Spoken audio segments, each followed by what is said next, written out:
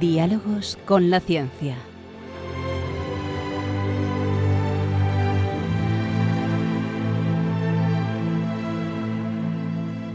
Dirigido por Javier Ángel Ramírez.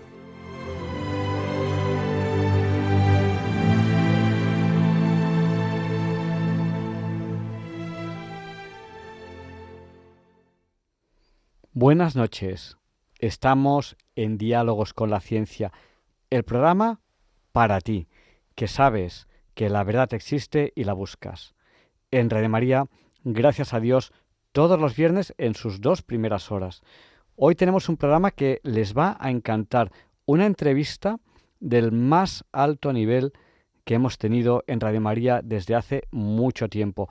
Enseguida se la voy a presentar. Quédense con nosotros un poquito hasta la hora bon, las 007, que van a ver qué pedazo de entrevista tenemos preparada para ustedes. Este programa no lo hago yo solo, faltaría más. No sé si aprecian que tengo la voz un poco tomada hoy. Ya lo que me faltaba, hacerlo yo solo.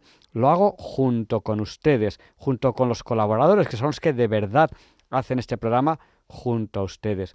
Muchas personas nos están escribiendo al WhatsApp.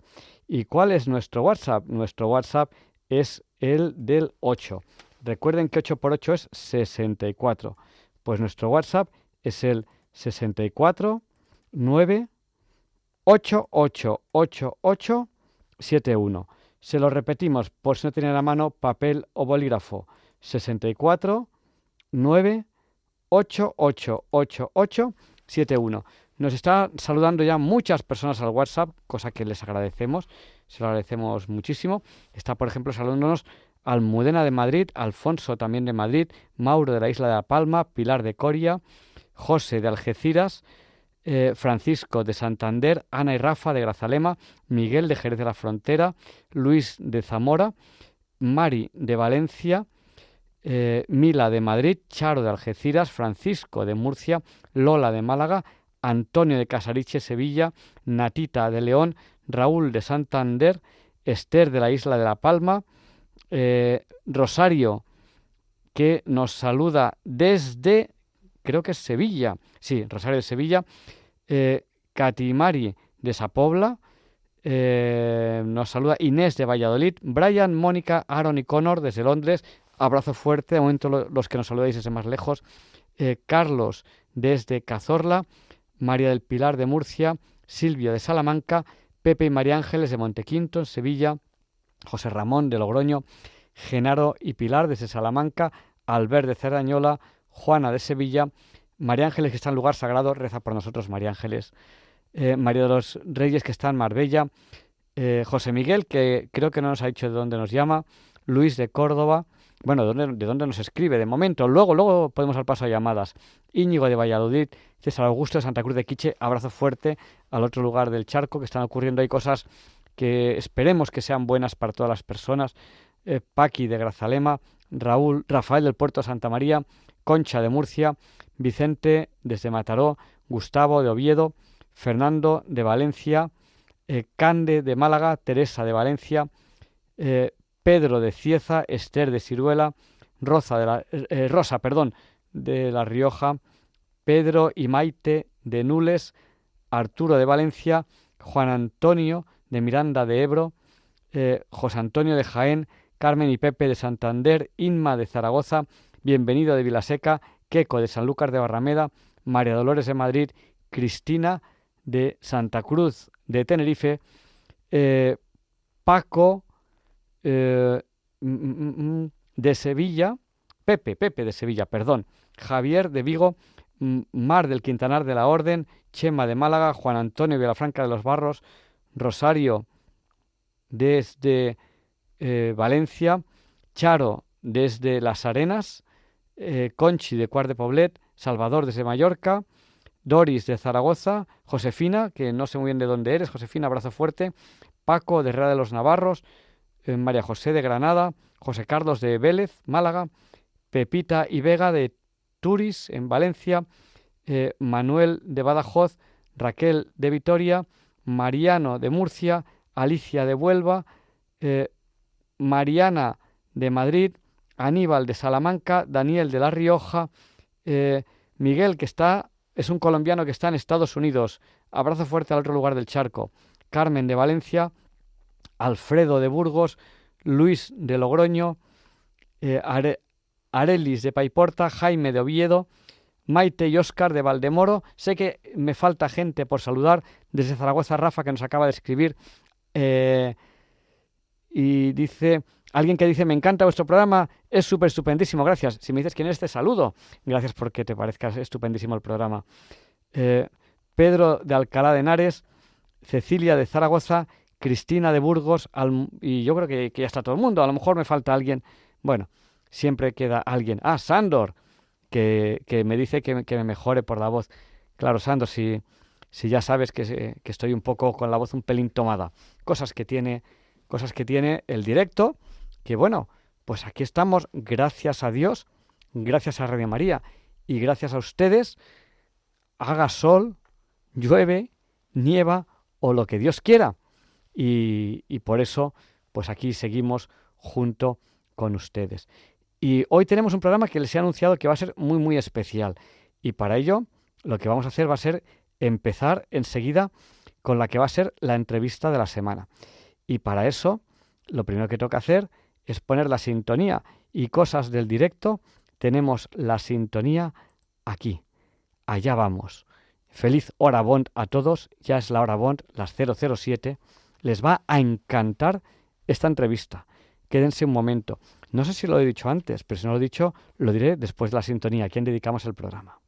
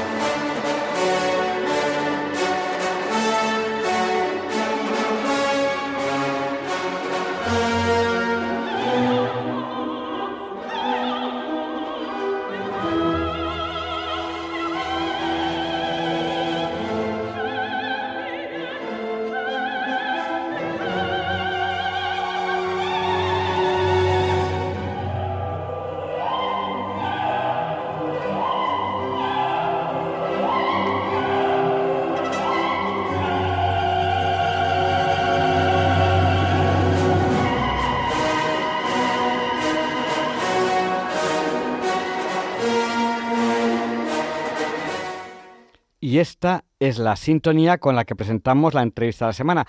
Ha durado un poquito más de lo habitual por esas cosas del directo, que a veces cuesta un poco conectar, o se pierde la conexión, hay que recuperarla. Esperemos que no nos dé mucha lata la conexión a lo largo de la entrevista de hoy. Hoy tenemos aquí en directo a Diego Andina. Él es catedrático de universidad. Actualmente dirige un grupo de investigación centrado en aplicaciones interdisciplinarias de la inteligencia artificial, la biomimética, luego le preguntaremos qué es eso de la biomimética, y la ingeniería de sistemas. Ha recibido numerosísimos premios y reconocimientos internacionales. Tiene patentes, muchísimas publicaciones científicas, alrededor de unas 350, que se dice pronto. Ha fundado la Red Latinoamericana de Cooperación en Automatización y Control Inteligente, y con él vamos a hablar de presente y futuro tecnológico, centrándonos en la inteligencia artificial, que es uno de sus campos centrales. Su currículum es muchísimo más extenso, pero lo he resumido de esta manera. Buenas noches, Diego. Buenas noches, Javier Ángel. ¿Por dónde empezamos? Quizá hablando un poco de cuando te he presentado, hablaba de la biomimética. Si quieres, antes de entrar en tema, nos hablas un poquito sobre qué es esto de la biomimética, luego hablaremos un poquito de inteligencia artificial y más cosas. Bien, la biomimética es un nuevo área que se define como la ciencia de emular artificialmente modelos, sistemas y procesos naturales para aplicar a la resolución de problemas en general. Dicho de otra manera, más seguramente inteligible, pues inspirarse en la inteligencia natural, tanto de sistemas evolutivos o de adaptación o en los propios cerebros biológicos, para emular artificialmente la inteligencia, ¿no? Para replicarla artificialmente. Es decir, sería un paso más que no tardará en llegar al público también, a la actual inteligencia artificial generativa, que es la que actualmente se entiende como inteligencia artificial desde que se puso este nombre ChatGPT, ¿no? Pero realmente la inteligencia artificial de la que todo el mundo habla actualmente se denomina inteligencia artificial generativa. La biomimética estaría inspirada, seguiría otro algoritmo, otra filosofía que es más eficiente, más compleja. En fin, vamos a hablar de todo esto en la charla. Quizás podemos poner un poco en antecedentes. Hubo una época en que se hablaba con los ordenadores pues a base de unas tarjetas con los agujeros, que al final eran unos y ceros, agujero o no agujero. Luego ya se pasó un poco al teclado, a la pantalla de fósforo verde, a tipologías de letras, se ha ido complicando. Y ahora quizás hemos llegado a hablar al ordenador en un idioma el que queramos, inglés, español, francés, y el ordenador sigue nuestras instrucciones en el idioma que sea. Un poquito de historia. Hemos hablado de programación, en lenguajes de programación desde muy básicos, casi código máquina, hasta, digamos, un poquito casi en inglés, el basic, if no sé qué, then lo otro, else lo otro, ya un poquito más complejos, hasta hoy en día. Entre medio de esto están los sistemas expertos, cosa que a mí me cuesta mucho de explicar. Cuando explico a los alumnos qué es un sistema experto, quizás tú me puedas ayudar. ¿Podríamos explicar a nuestros alumnos qué es un sistema experto antes de entrar en la inteligencia artificial? Sí, bueno, un poco primero haciendo referencia a lo que acabas de decir, pues se ha sofisticado el interfaz con el ordenador. Al principio se utilizaban efectivamente tarjetas con agujeritos, el agujerito era 0 y el no agujerito era un 1, para comunicarse con el ordenador. Después teclas, y al final mediante los códigos que genera la tecla también salen los ceros y unos, pero es mucho más rápido. Y luego se han integrado sistemas para reconocimiento de habla, etcétera, ¿no? Bueno, yo diría que la informática, lo que es la informática, aparece con el ordenador. Y, bueno, esto al principio, lo que se desarrollaron fueron programas, ¿no? Una serie de comandos y de secuencias de órdenes, de algoritmos que tú codificabas y que eran totalmente deterministas, ¿no? De tal manera que tu ordenador ejecutaba una serie de órdenes más o menos complejas en secuencia y producía unos resultados. De ahí, pues se trató de pasar a sistemas más sofisticados que emularan más la inteligencia, ¿no? Y en la frontera con la inteligencia artificial están lo que se denominan sistemas expertos, que lo que pretendían, o lo que pretenden, porque todavía hay sistemas expertos, es incorporar la experiencia de los expertos a la máquina, de tal manera que los expertos incorporaban los datos que conocían a la máquina, y luego la máquina era capaz de responder con respecto a esos datos que tenía programados. Tenía ese conocimiento que se lo habían introducido los expertos, y también tenía un algoritmo que se llama motor de inferencia, que le permitía obtener información deducida de la información que le habían metido los expertos sin que se lo habían metido explícitamente, ¿no? Entonces a esto se le llama el sistema experto, y que entra en el terreno de la inteligencia artificial desde el momento que la máquina es capaz de inferir algo que no se le ha programado, a inferir datos, información que no se le ha metido físicamente por los expertos, ¿no? Y de ahí pues podríamos decir que actualmente aparece la inteligencia artificial generativa que incorporaría la experiencia de todos los datos que hay en Internet, que es mucho más que lo que pueden programar los expertos, que automáticamente van captando y van haciendo sus bases de datos y van haciendo de manera ordenada, y en vez de este motor de inferencia tendría un par de algoritmos que se denominan aprendizaje máquina y aprendizaje profundo, y que yo quiero englobar en esta charla, los quiero llamar, en vez de motor de inferencia, motor de generación, ¿vale? Hablaremos ahora de ello más en detalle. Claro, porque un avance muy importante es que, de alguna manera, cuando alguien antes se hace nada, cuando digo antes me refiero a hace 3 años, buscaba alguna información en Internet en un buscador, digamos que ponía palabras clave, ¿no? Y da igual que estuviesen ordenadas o no, pero al final eran palabras clave. Y se podía poner que obligatoriamente contuviese una palabra clave o no. Y ahora la novedad es que yo le pregunto al ordenador, y hay alguna inteligencia artificial que realmente no es inteligencia artificial, sino que es un buscador apoyado en inteligencia artificial, como es por ejemplo Perplexity, que yo le explico, mira, estoy buscando esta información y quiero que busques aquí, pero no quiero esto y sí quiero lo otro, y el ordenador es capaz de todo eso que le explicamos, interpretarlo, iba a decir entenderlo, pero no quiero usar la palabra entenderlo, voy a dejarlo en interpretarlo, y darnos como resultado una información que se parece generalmente, de verdad es lo que estamos buscando. La inteligencia artificial, ¿de verdad nos entiende? ¿Es inteligente o un poco qué límites tiene? No sé si está oyendo ya un poco fuerte.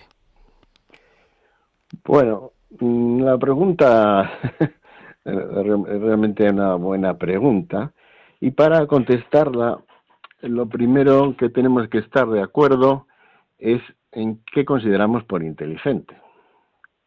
Por ejemplo, ¿es inteligente un ser humano? ¿Es inteligente un animal? ¿Es inteligente una calculadora?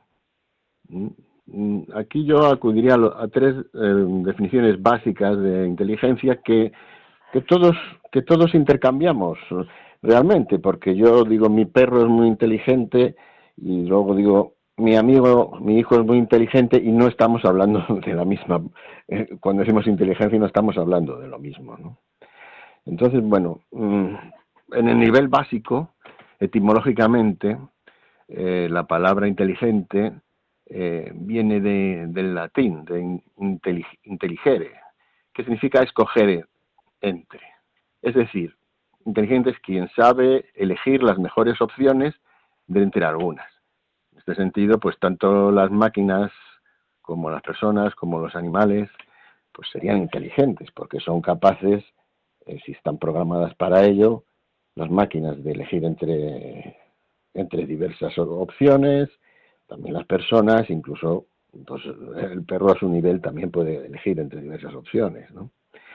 Podemos acudir a la Real Academia, de la Real Academia, que habla ya de capacidad de entender o comprender, y también de resolver problemas, además de habilidades y destrezas. Claro, esto ya a los animales nos los deja un poco de lado, pero los ordenadores son capaces de resolver problemas incluso más eficientemente que las personas, y no por ello pensamos que son más inteligentes. Una calculadora, por ejemplo, es capaz de hacer operaciones perfectamente y muy rápido, pero no la consideramos inteligente. Y podemos decir que es hábil en aquello en lo que está programado para hacer, y que es diestro. Ahora ya la capacidad de entender o comprender ya es algo que en general no estamos acostumbrados a que tengan las máquinas. Y ahora, como tú dices, bueno, pues sí, con esta definición de la Real Academia podríamos decir que las máquinas son inteligentes. Y luego la definición que yo creo que es la que más seguimos, que es la más sofisticada, sería la que se utiliza en psicología. que es la capacidad para percibir información, retenerla como conocimiento y aplicarla en comportamientos adaptativos, involucrando razonamiento, planificación y pensamiento abstracto. Esta definición es la más completa y es la que yo creo que en el fondo todos pensamos cuando hablamos de inteligencia y de inteligencia artificial. Pues es una máquina que es capaz de adaptarse, que es capaz de razonar, incluso creemos que puede hacer pensamiento abstracto. Uh-huh. Un animal, por ejemplo, pues ya se quedaría un poco lejos de esto. Uh-huh. Claro, en este sentido, sí que tengo que decir claramente que la máquina o las máquinas no son inteligentes, ya que actualmente no piensan, no realizan ningún tipo de pensamiento y mucho menos pensamiento abstracto. Uh-huh. Sí que presentan comportamientos adaptativos limitados, siendo capaces de modificar sus parámetros para mejorar su funcionamiento, y es evidente que han conseguido realizar tareas propias de la inteligencia.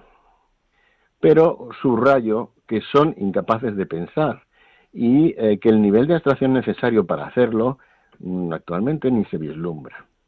Uh-huh. Entonces, claro, muchos podrán decir que están escuchando y dicen, bueno, pero si cuando yo me conecto a una IA para preguntar algo, lo primero que me responde es, estoy pensando. Uh-huh. Bueno, esto es puro marketing. El suministrador de la IA está vendiendo el producto al usuario. Uh-huh. La máquina no está pensando. La máquina lo que está al nivel de abstracción que estaría el pensamiento, lo que está haciendo simplemente es dos operaciones o dos tareas bien diferenciadas. Una búsqueda, que es esto que comentabas, que hasta que llegó ChatGPT estábamos acostumbrados, que tú ponías unas palabras claves o incluso una frase también, y la máquina era capaz, bueno, de darte los resultados de búsqueda que coincidían seguramente con lo que buscabas. Uh-huh. Entonces, esta IA generativa lo que incorpora a esta búsqueda es lo que yo he hablado antes, que llamo motor de generación de resultados. Es decir, un algoritmo que trata los resultados de la búsqueda y que es capaz de presentarnos de una manera ordenada y lógica, algorítmicamente sopesada, de manera que la entienda el humano. Uh-huh. Por eso, pero hay que tener en cuenta que este motor no es más que un algoritmo, es decir, una secuencia finita y ordenada de instrucciones o pasos. La máquina no está pensando, entendiendo por pensamiento lo que emerge de la actividad cerebral en los seres biológicos. Uh-huh. Entonces, aquí esto es algo que deberíamos tener en cuenta, que lo que está haciendo la máquina es una búsqueda y luego, bueno, mediante unos algoritmos avanzados, pues presentárnoslas de una manera que nosotros la entendamos y que emule inteligencia. Yo creo que cuando una máquina nos responde, es tan correcta en el lenguaje que parece que sea inteligente porque es muy correcta en el lenguaje. Y yo esto lo equiparo a un vendehumos, ¿no? Una persona que te está contando una historia que a lo mejor es mentira, no quiero entrar en política, pero que te la explica con muy buenas palabras, muy bien, y te la crees. Y entonces cuando una inteligencia artificial nos responde tan correcto en el idioma que sea, en español, en árabe, en inglés, en el idioma que sea, nos responde tan correcto gramaticalmente que nos convence de que eso es así, aunque la respuesta, la gente que entiende el tema, muchas veces es incorrecta. Un poco podríamos decir que es eso lo que está ocurriendo. Y luego voy a hablar un poco de los agentes, porque luego hablaremos un poco de los agentes de inteligencia artificial. Bien, efectivamente, ¿no? Digamos que mientras que existían los buscadores, desde finales del siglo pasado o hasta ahora nadie había hablado de inteligencia. Y realmente lo que se estaba diseñando para mejorar los buscadores se llamaba la red semántica. La red semántica consistía en esto que hacen ahora lo que llamamos inteligencia artificial, ¿no? Y es que tú buscas, quiero cenar esta noche en el mejor restaurante, con un ambiente romántico, etcétera, y el buscador te contestaba este sitio, con estas características, ¿no? Pero cuando las empresas entraron en el mundo que antes estaba reservado, que conocíamos solo los especialistas, pues han entrado a hacer marketing. Las empresas se venden mucho mejor que los científicos y casi diría que muchos políticos. Ahí compiten, ¿no? Y bueno, pues efectivamente presenta unas cosas de una manera que la primera vez que utilizas dices, pero bueno, ¿qué estoy hablando? Parece que estoy hablando con una persona, o incluso que habla mejor que yo, ¿no?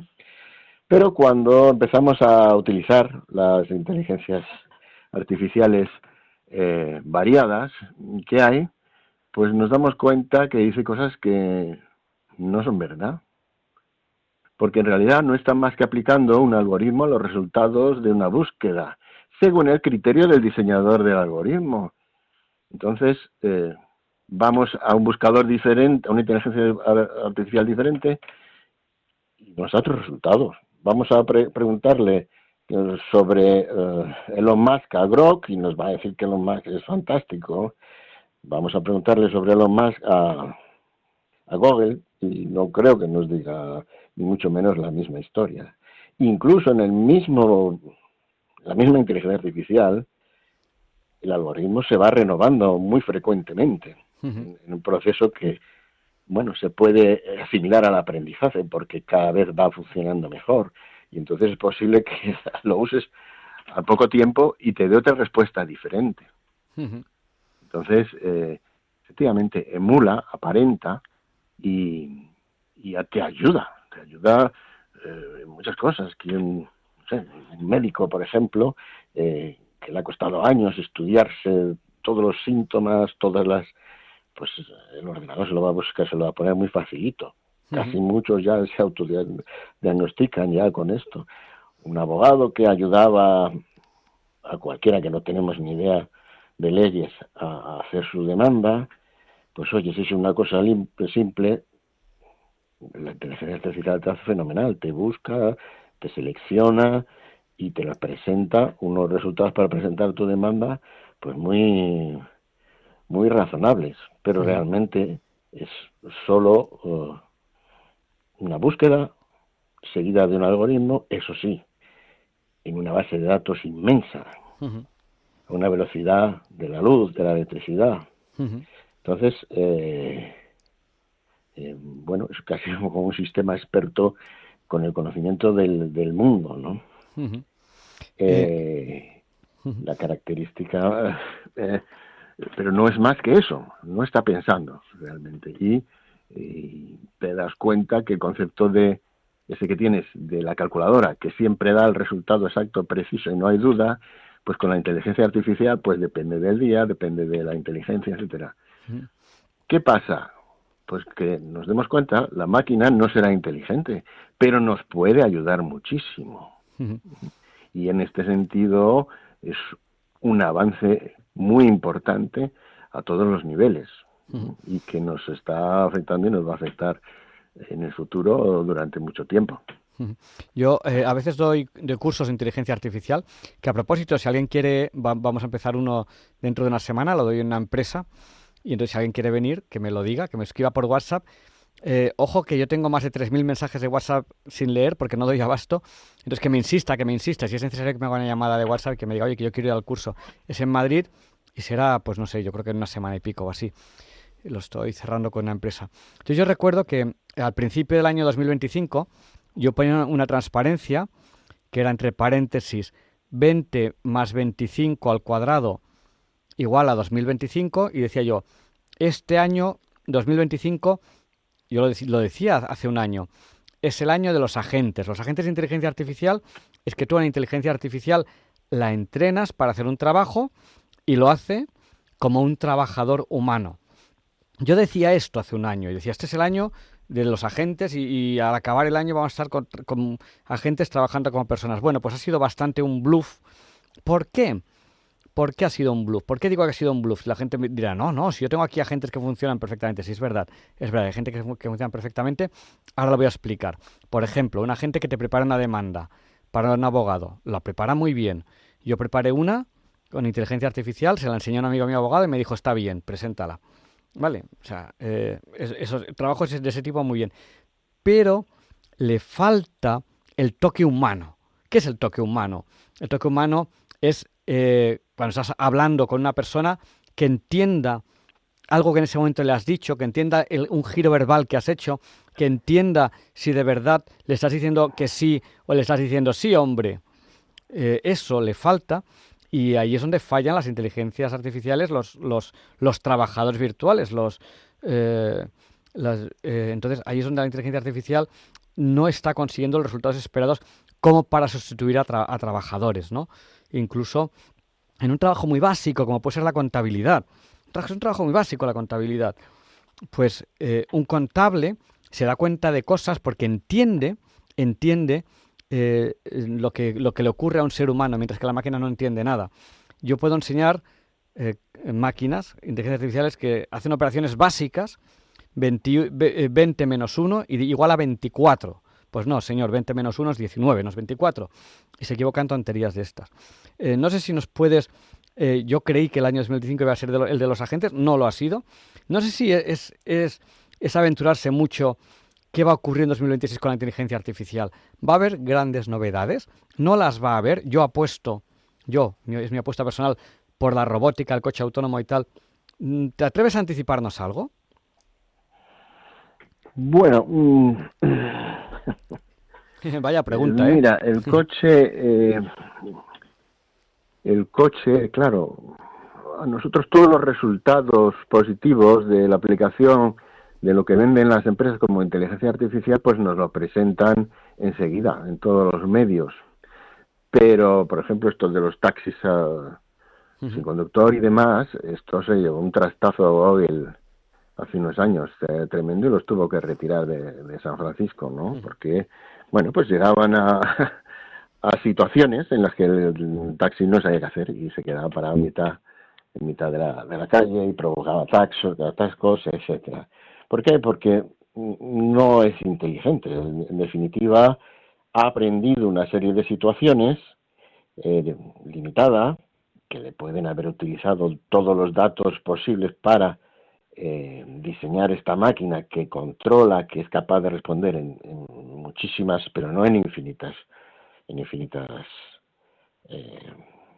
ocasiones. Entonces, muchas de esas tecnologías que ya queremos tener un replicante en casa, ¿no? Como la película esta, no se van a dar, porque no hace falta un nivel de abstracción muy alto.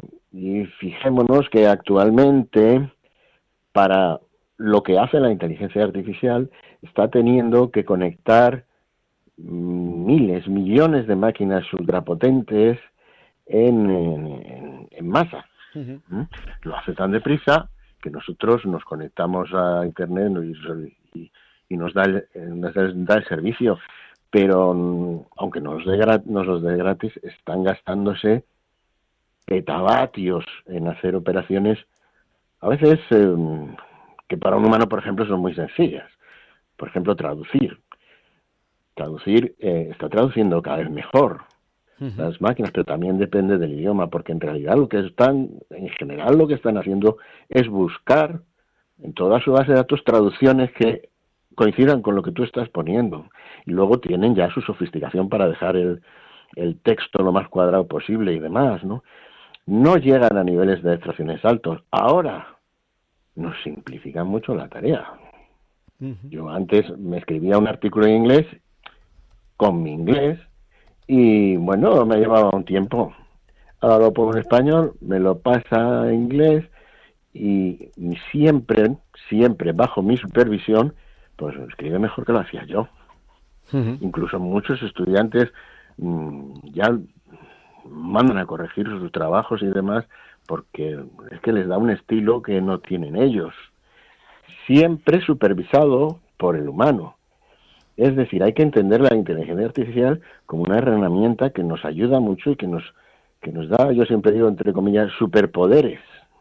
Pero no nos va a sustituir en tareas de cierto nivel.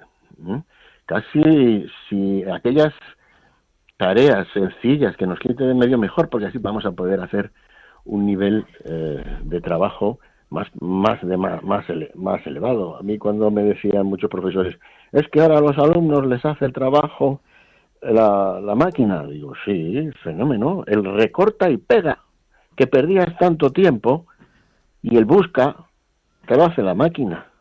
Pues ahora tú lo que puedes hacer, pedirle a los estudiantes, es unos trabajos originales, razonados, conclusiones que se extraigan de ello, mucho más avanzados, gracias que no tienen que perder el tiempo en el recorta y pega. A mí me parece bien que utilicen estas técnicas, no me parece bien que lo utilicen para hacer plagio. Claro. Que también hay mucho listo. Pero si tú te lees los trabajos de los estudiantes, en poco tiempo reconoces el patrón que lo ha hecho la inteligencia artificial y el patrón de aquel que lo ha hecho él. Entonces, parece un avance, que también es un avance para el fraude. Bueno, es que hay que adaptarse a todo.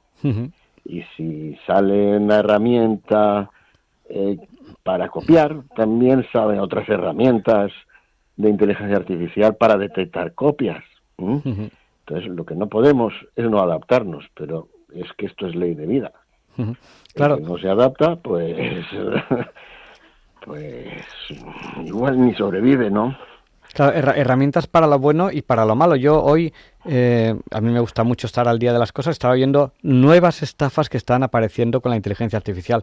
Y, por ejemplo, gente en las redes sociales que se hace pasar por, yo qué sé, por un señor mayor que ha fallecido su mujer y le está escribiendo un libro de poemas y que lo vende y tal, ay pobrecito, vamos a comprar el libro de poemas, no sé qué, y ese señor mayor no existe, su mujer no falleció, el libro de poemas se lo ha hecho la inteligencia artificial y te están vendiendo un libro al final y es una estafa porque esa historia que te está contando no es real. Entonces, bueno, al haber nuevas herramientas, hay nuevas formas de hacer cosas. Y en los temas de seguridad, por supuesto, porque en el tema de seguridad, actualmente el delito de la superintención de personalidad, claro, es un problema gordísimo, pero te lo ocultan, no te lo van cantando a los cuatro vientos. Bueno, estaba hablando un poco de mis predicciones para 2026. Sí. Y bueno, te va a sorprender que una de las cosas que yo creo que van a ocurrir es que va a nivel global, que va a haber una tremenda carrera energética. Es decir, todas los 7 magníficos que llaman, que es ahora mismo las empresas que lideran el avance de la revolución industrial, están gastándose el dinero en asegurarse energía, en asegurarse chips lo más rápidos posibles y en asegurarse datos. Entonces, hay países como Japón que después del desastre de Fukushima se habían olvidado para siempre, creían, de la energía nuclear, por ejemplo, ya han abierto la energía central más poderosa del mundo otra vez, ¿no? Entonces, bueno, pues ¿en qué se traducirá esto?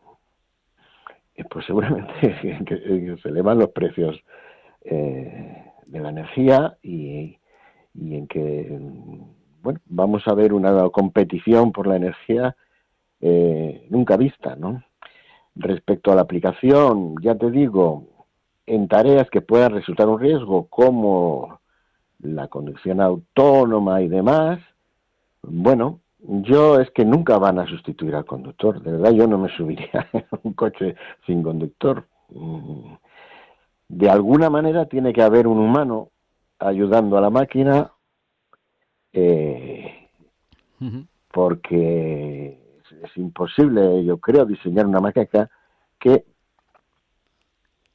prevea o que haya sido probada en todas las situaciones.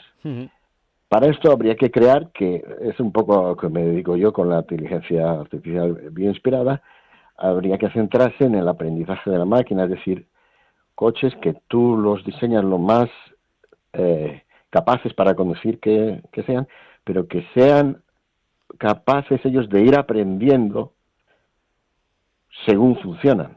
Ujú.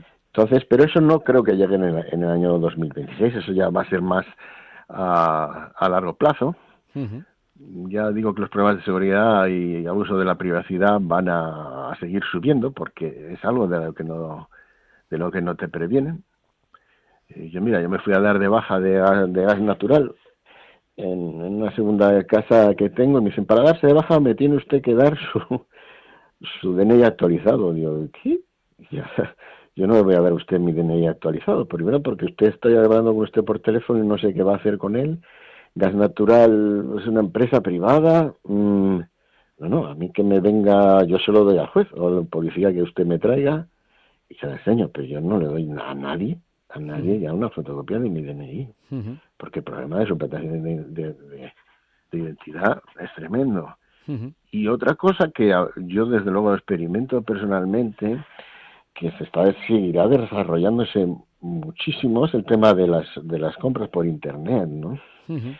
Yo propongo a los oyentes, si no lo han hecho todavía, que cojan la lista de la compra y vayan buscando cada elemento de esa lista que tienen de ese ticket, si lo podía haber comprado por internet, a qué precio y cómo, ¿no?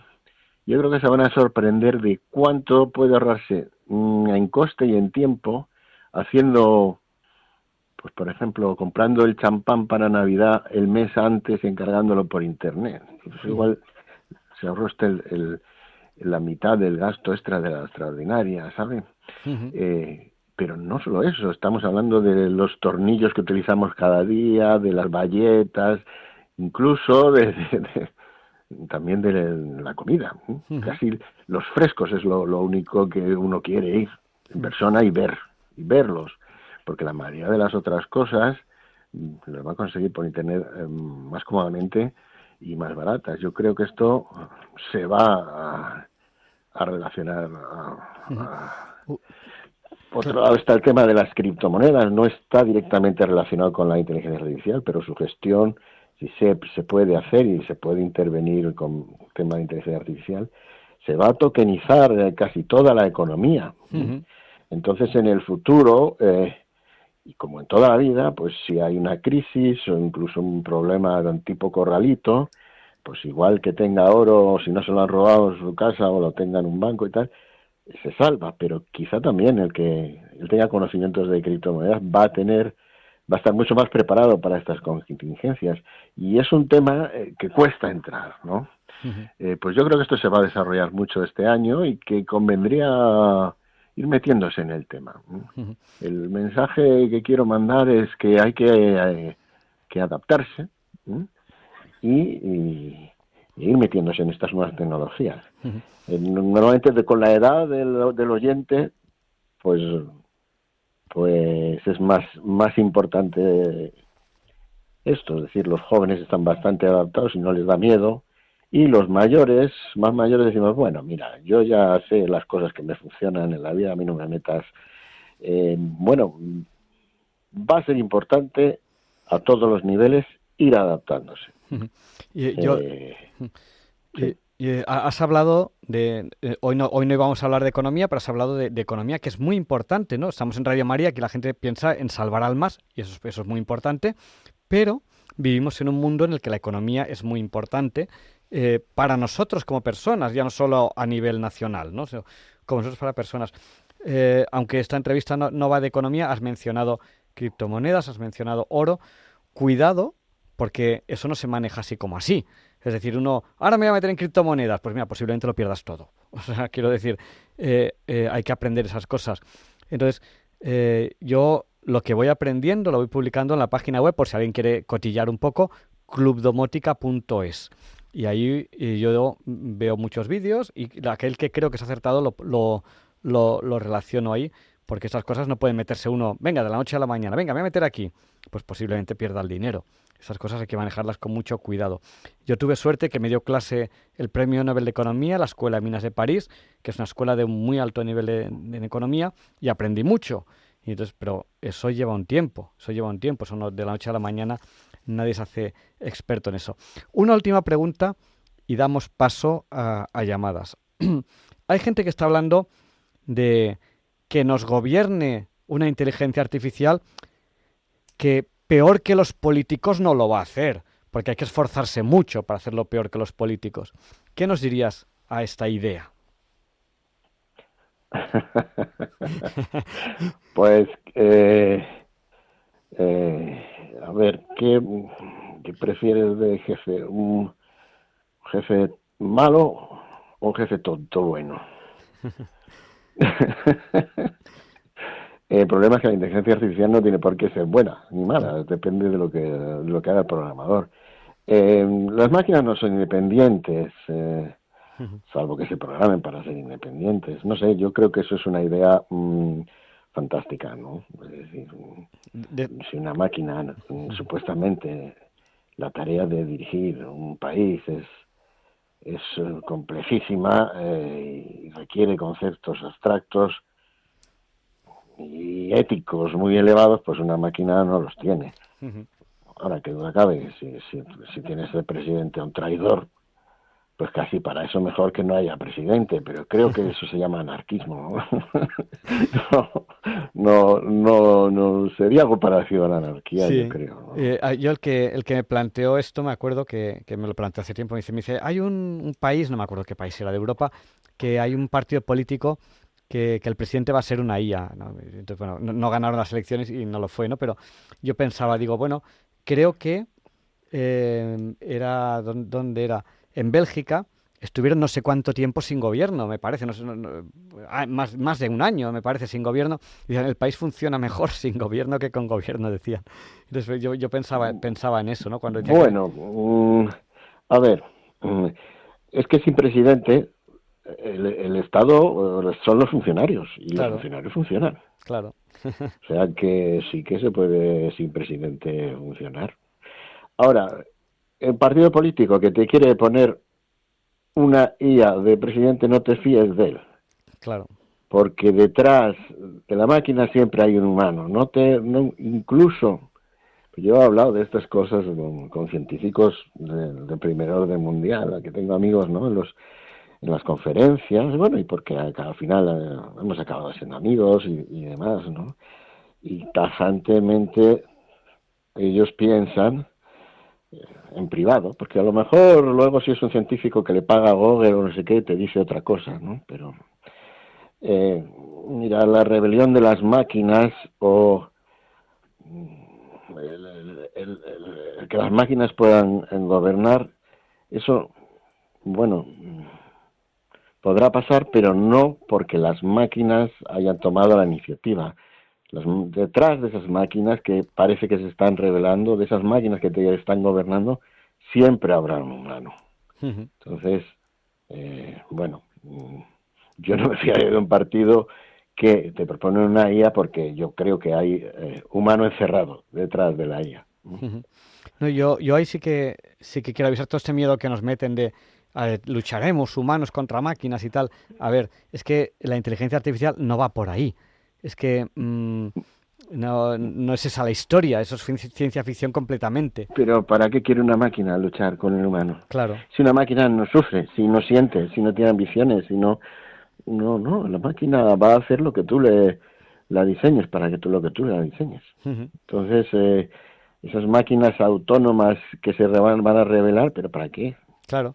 Si es que una máquina no, eso son cosas de los humanos. Claro. A la máquina eso no le interesa, ¿no? Claro, la excavadora va a excavar, la batidora va a batir, el fregasuelos este redondito va a fregar el suelo. La inteligencia artificial va a ser todo lo lista que pueda, pero ¿para qué te va...? No. Yo creo que esta idea, que la supo captar muy bien Kubrick, pues está un poco desde esa película explotándose a nivel propagandístico, pero pues eso es una fantasía de una película que a poco que la pienses no tiene sentido que ocurra nunca. Que lo puedan emular, puede ser, pero para cosas de humanos siempre será que hay un humano detrás. Pues yo creo que podemos abrir el micrófono a los oyentes. Estamos entrevistando a Diego Andina, él es catedrático de universidad. Actualmente dirige un grupo de investigación centrado en aplicaciones interdisciplinares de inteligencia artificial, la biomimética, que nos ha contado al principio de la entrevista qué era. Si alguien se lo ha perdido, estará dentro de unas horas en el podcast, y la ingeniería de sistemas. Estamos hablando con él de muchas cosas de inteligencia artificial, intentando ver un poco cómo puede ser este nuevo año respecto a los avances científicos y tecnológicos relacionados con la IA. Si quieren participar ahora, no tarden, en directo en el programa, tienen que llamarnos. ¿A qué número? Al 91 005 94 19. Se lo repito, por si no tienen a mano papel o bolígrafo. 91 005 94 19. Tenemos ya una primera llamada que nos está llamando. Nos acaba de llamar al 91 005 94 19. Adelante, ¿con quién hablamos? Sí, buenas noches. Soy Mauro desde la isla de La Palma. Buenas noches, Mauro. Buenas noches, Javier Ángel, al catedrático Diego Andina. Interesante el programa y simplemente pues estoy de acuerdo con él el que la inteligencia artificial nos da superpoderes, nos hace evolucionar más rápido. De hecho, por el año que se termina ha habido una evolución enorme en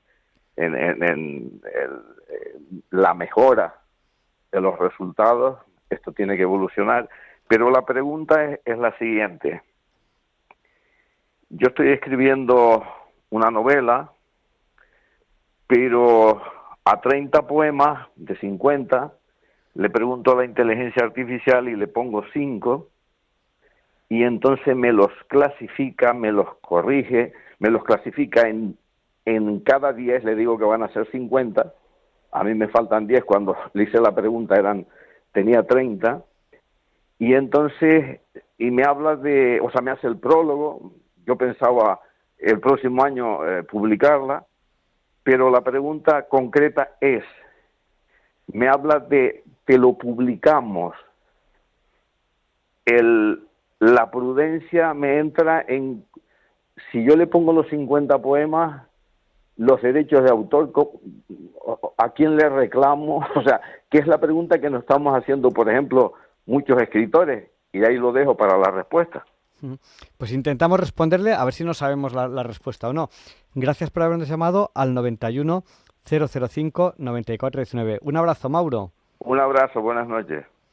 Bueno, pues Diego, no sé si sabremos responderle a Mauro, ¿no? Su pregunta es muy concreta, pero no es fácil.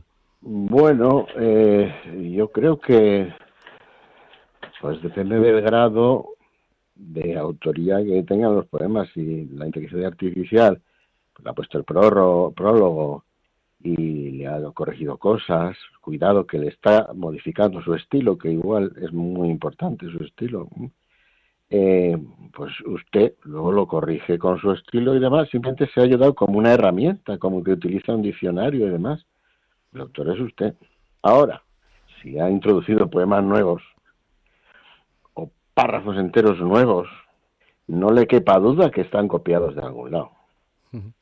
Entonces, sí que podría tener problemas. Yo me aseguraría de que he utilizado para corregir, para pulir lo mío, la inteligencia artificial, y no he aceptado versos enteros, ¿no? Entonces, yo simplemente no aceptaría que la máquina me pusiera, me modificara tanto un texto mío, que me lo corrija, o que me oriente, o que me complete cosas poco relevantes, que me los ordene bien. Eso no es cuando un escritor escribe un libro, vamos a decir, porque a mí siempre yo tenía un profesor que decía, ¿pero cómo es posible que Lenin escribiera 1000 libros? Bueno, pues evidentemente porque se los escribían bajo su dirección y los firmaba él. Entonces, que una máquina, siguiendo sus indicaciones, haga lo que usted quiere, pues es simplemente una máquina. No tiene autoría. Ahora, si una máquina le introduce versos enteros, no le quepa duda que no se los ha inventado la máquina, ni el copyright es la máquina, lo está copiando a algún lado. Ujú. Sí, yo creo que, a ver, yo sí que diría una cosa que es la que se lo digo a mis alumnos. Al final, la inteligencia artificial hace lo que hace.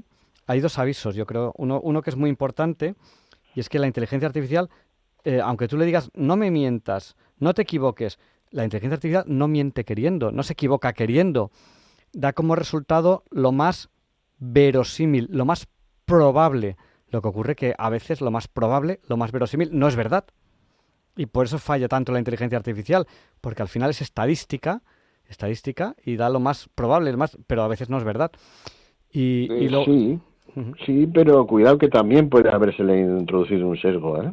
Ujú. Sí, no, por O sea supuesto. que eso depende del, No, del si el, algoritmo del programador. no, si el programador quiere un sesgo, por supuesto que lo tiene.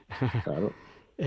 Sesgo, incluso eso se vio cuando se le preguntaba sobre programas electorales políticos, se vio que las inteligencias artificiales, según quién tal, decían una cosa o decían la otra, cuidado. Eso. Claro. Y luego una cosa que es muy importante, y es que la inteligencia artificial puede escribir un libro entero. Un entero, no faltará nada. Pero jamás podrá escribir el Quijote. ¿Por qué?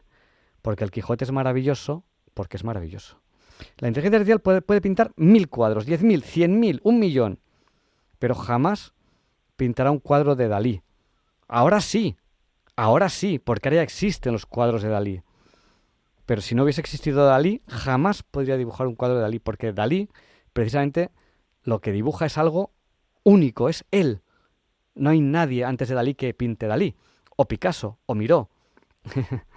No sé si Diego está de Sí, acuerdo la conmigo. creatividad, desde luego la creatividad no es difícil encontrarla en humanos. Bueno, algunos son más dotados de otros que otros para creatividad, en detrimento de capacidad de crítica o de autocrítica en general. Pero desde luego una máquina creativa nada, y a poco que trabajamos con la inteligencia artificial es que reconocemos el patrón. Es que empezamos a ver imágenes que ha hecho inteligencia artificial, ya veréis dentro de un año que todos las reconocemos. Esta es una imagen de inteligencia artificial del año 2025, porque van a ir cambiando, pero ellas siguen un patrón algorítmico. No olvidémonos de que sean capaces de pensar y mucho menos ya de crear, porque incluso está en duda hasta qué punto la creatividad, qué límite tiene un humano de crear, incluso de inventar. Yo la verdad que he trabajado con buenos inventores y yo he hecho invenciones también, pero muchas veces me pregunto si inventé algo, realmente lo que hice fue explorar y descubrir algo, más que inventar.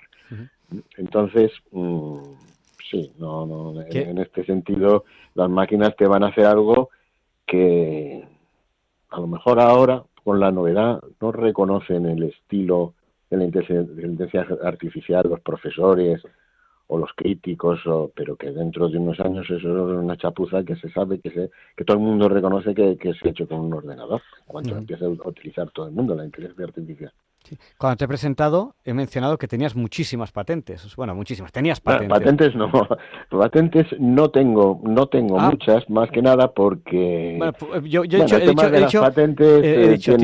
dicho, tiene patentes y muchísimas publicaciones científicas. Eso es lo tengo patentes, y realmente patentar en una universidad en España tiene unos problemas grandes. Incluso innovar. Porque yo me involucré en una startup en el año 99 sobre comercio electrónico, y años después salió este sistema PayPal, que era un 10% de lo que yo tenía pensado, pero fue imposible desarrollarlo en España, porque incluso conseguimos financiación de 1 millón de euros que pedía yo, conseguimos de una empresa que se dedicaba al pago entre inmigrantes, pero había que pedir permiso al Banco de España para hacer esta, y nunca nos dio permiso, ni sí ni no, ni todo lo contrario.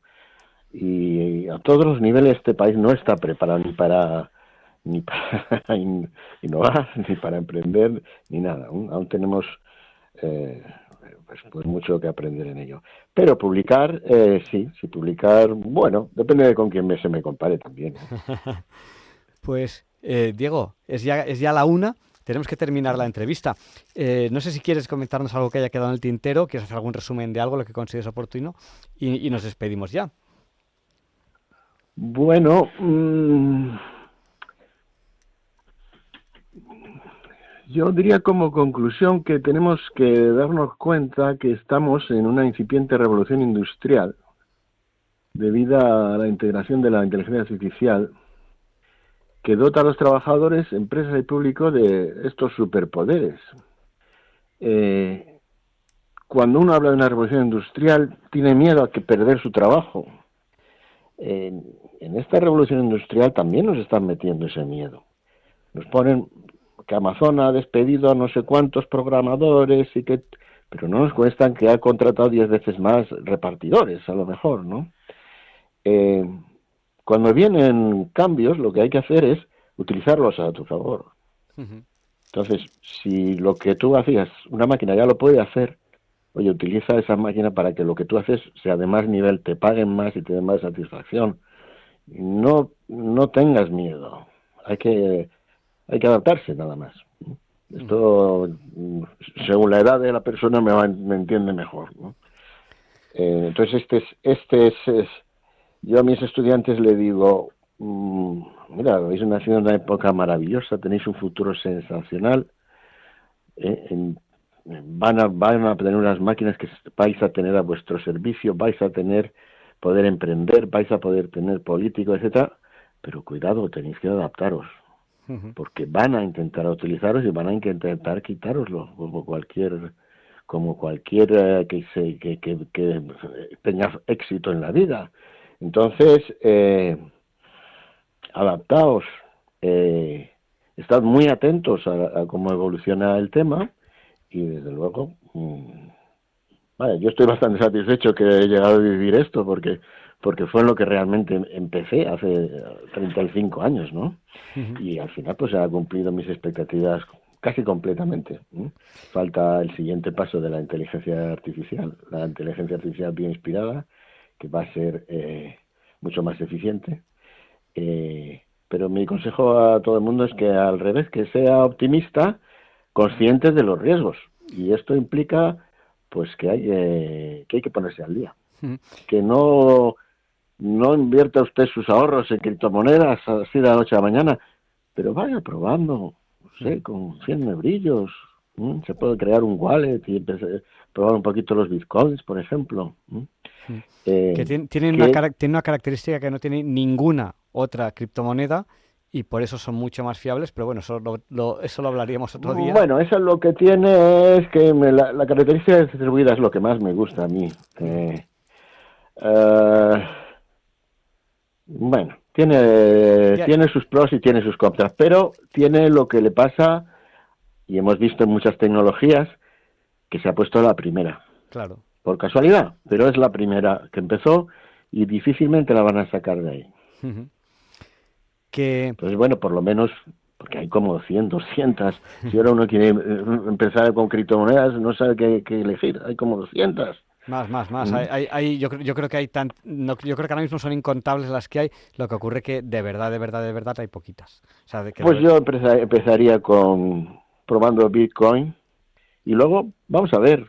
Si ahora Amazon dicen que está buscando una criptomoneda para que se pueda pagar en criptomoneda en Amazon, elige un tipo, pues en esta, aunque solo sea para comprar en Amazon, va a interesar aprender. Uh-huh. Pues aprovechamos y ya vamos entrando en el tema. Con mucho cuidado.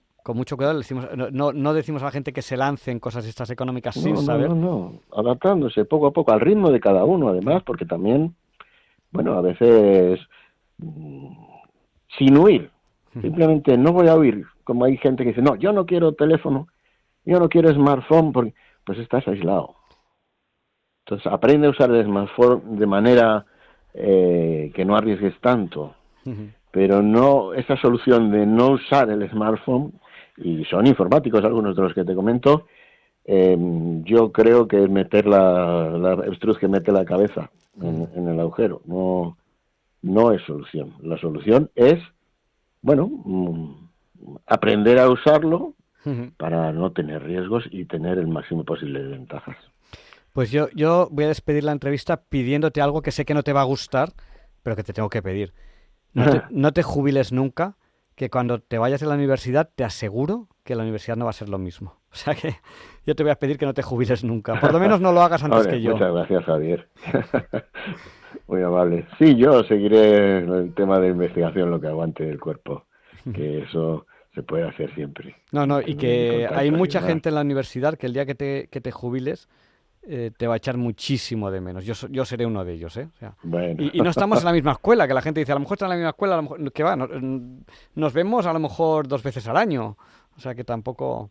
O sea que nada, pero un abrazo fuerte y muchas gracias por habernos dedicado tu tiempo. muchas gracias, Javier. Un placer estar con todos vosotros, con los oyentes de Radio María y contigo. Un abrazo fuerte. Un abrazo fuerte. Y no hemos dicho a quién dedicábamos el programa de hoy, que se lo dedicamos a David Rosen. ¿Y quién es David Rosen? Pues es un cofundador de Sega. Sega es una multinacional japonesa de videojuegos. Ha fallecido David Rosen con 95 años y Sega es famosa por ese erizo azul que habrán visto muchas veces, dibujo animado, que es Sonic. Y bueno, ha hecho muchas cosas Sega a lo largo de su vida, la empresa esta japonesa. Ha fabricado muchas consolas de juego, muchísimos videojuegos y hoy, bueno, hace unas horas ha fallecido David Rosen. A él queremos dedicar este programa. Y a continuación, Leonor de Miel Pérez de Madrid presenta un texto de Francisco Pérez de los Cobos, en el que destaca a Lope de Vega como poeta de la Navidad en la sección Pensar y Sentir.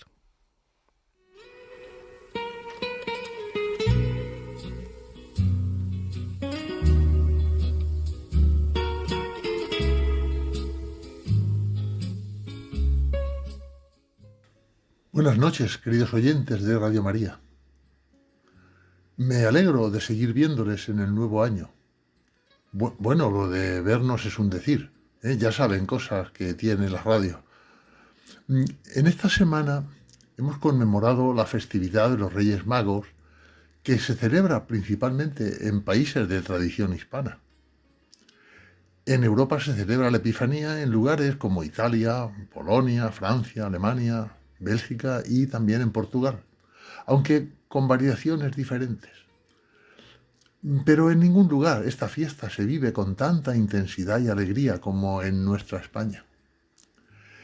Y en ella los protagonistas son los niños, a los cuales se dedica el texto que les voy a leer hoy en Pensar y Sentir.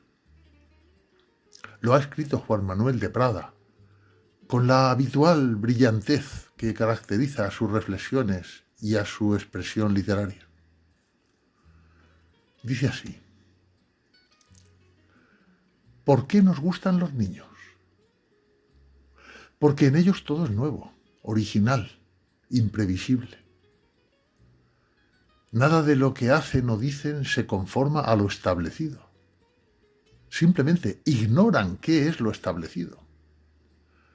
Y por ello mismo, su lenguaje, como sus actitudes, parece recién creado, recién inventado.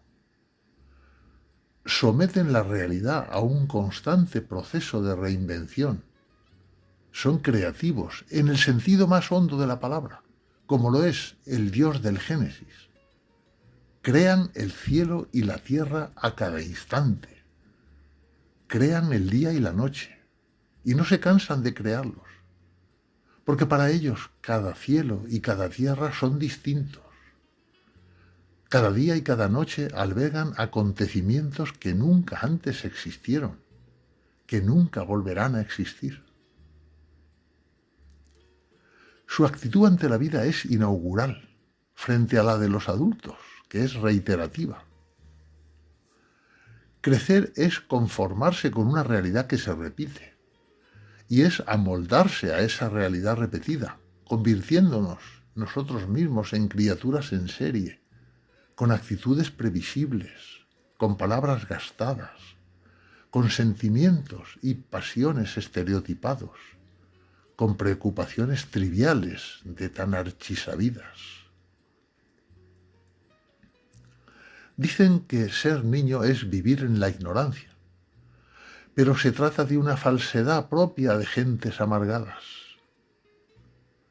Ser niño es vivir en el asombro y en la esperanza. Los adultos hemos excluido el asombro de nuestro horizonte vital y eso nos convierte en criaturas doctrinarias. Los niños, por el contrario, son seres de asombro. No hay dos iguales. Cada uno difiere de los otros. No solo de sus hermanos o de sus compañeros de clase, sino de todos los niños que en el mundo han sido, de los que son y de los que en el futuro serán. Toda la creación se vuelve a crear en los niños, a través de su incesante curiosidad, y este carácter milagroso de su naturaleza despierta en nosotros la nostalgia de lo que fuimos y también el despecho de saber que nos hemos convertido en seres rutinarios. Hemos perdido el asombro y la esperanza. Por eso la Navidad nos desconcierta tanto. Y al final acabamos convirtiéndola en una grotesca orgía consumista, en la que, por supuesto, todos consumimos cosas repetidas. Esperábamos un Dios omnipotente y apareció un niño débil e inerme. Esperábamos un Dios todopoderoso y descubrimos un niño extremadamente frágil. La Navidad viene a quitarnos las caretas de importancia con las que nos hemos ido atrincherando en la edad adulta. La Navidad nos enseña que a Dios solo se puede llegar de dos maneras, o siendo niño o agachándose mucho, no empinándose, sino inclinándose, no estirándose, sino empequeñeciéndose, no subiéndose en escaleras, en tribunas, en pedestales, en púlpitos, sino retornando a los primeros años de nuestra vida. Porque Dios no es que sea más grande que nosotros, sino mucho más pequeño, o formulado más exactamente, Dios es mucho más grande que nosotros por la simple razón de que es más niño que nosotros. Y si Dios no pudo acercarse a los hombres sino por el camino de hacerse pequeño, tampoco nosotros podremos acercarnos a Dios por otro camino distinto. Por eso la Navidad es, ante todo, un misterio de infancia, que solo puede entenderse cabalmente dando la palabra al niño que uno fue y confiando en que será leído por los niños que los lectores fueron. Pero todos hemos crecido demasiado, y crecer, es deteriorarse. De algún modo trágico, a medida que nos hacemos grandes, nos hacemos iguales. Solo los adultos podemos ser clasificados, etiquetados, sometidos a disección. Y ya se sabe que la disección se realiza en organismos muertos.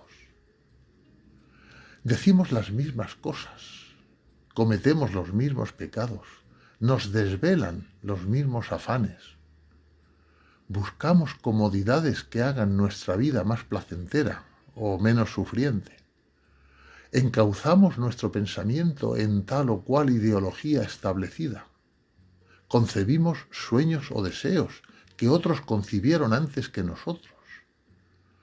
Sueños o deseos que se concretan en las mismas previsibles aspiraciones.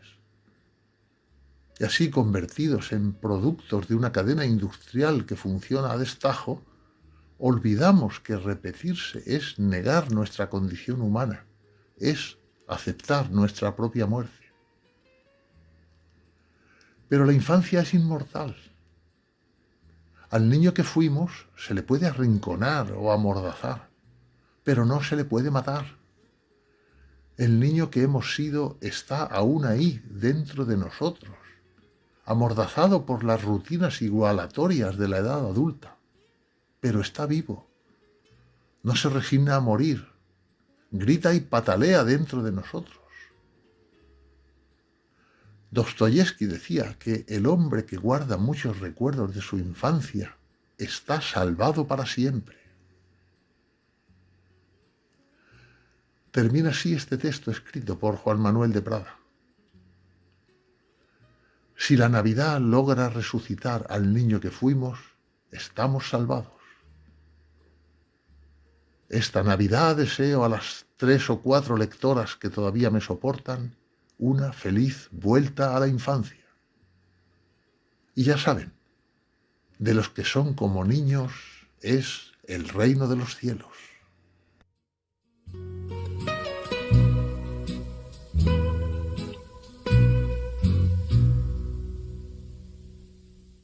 Y Luis Antequera nos explica por qué hoy no es un día cualquiera. It's a lovely day today, and whatever you've got to do, I'd be so happy to be doing it with you. But if you've got something that must be done, and it can only be done by one, there is nothing more to say, except it's a lovely day for saying it's a lovely day.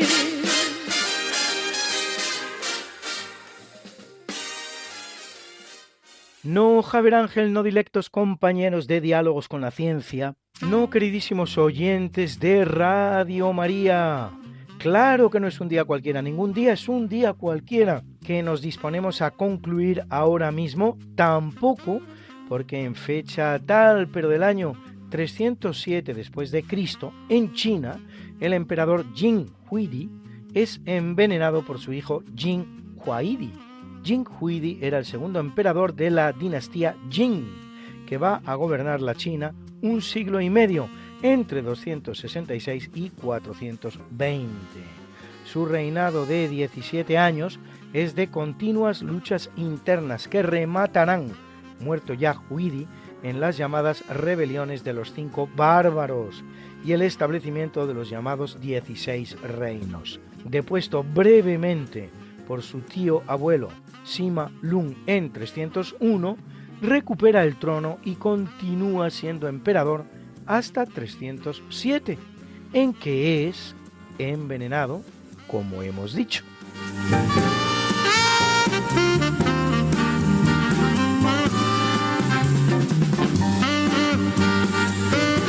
En el año 1198 es elegido Lotario de Segni, más conocido como Inocencio III, 176º Papa de la Iglesia Católica, que lo es 18 años, papado largo, que defiende la plenitudo potestatis o supremacía del papado sobre cualquier otro poder terrenal, incluido el del emperador, el gran impulsor de las cruzadas, de las que convoca hasta 4 y de muy diversa naturaleza: la Cuarta Cruzada de Tierra Santa de 1202, la Cruzada Albigense de 1208 contra los cátaros, la Cruzada Almohade de 1212 en España, que termina con la gran victoria cristiana de las Navas de Tolosa, y la llamada Cruzada de los Niños de 1212 en Tierra Santa. Convoca el Cuarto Concilio de Letrán, 13º de los 22 ecuménicos o mundiales celebrados hasta la fecha, en el que se dicta la obligación de recibir los sacramentos de la confesión y la Eucaristía al menos una vez al año. Se condena la famosa herejía cátara y se ponen las bases de la Quinta Cruzada de 1217, en la que él ya no estará presente. Durante su pontificado se crean 3 importantísimas órdenes religiosas: los franciscanos del italiano San Francisco de Asís, los dominicos del español Santo Domingo de Guzmán y las clarisas de la italiana Santa Clara.